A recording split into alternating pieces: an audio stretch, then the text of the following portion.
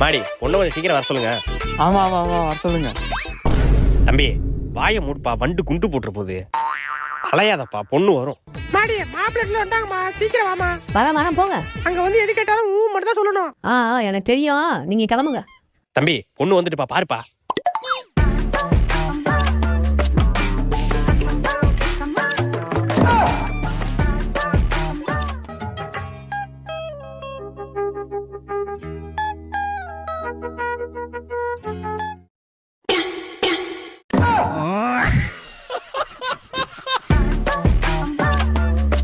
A few minutes later.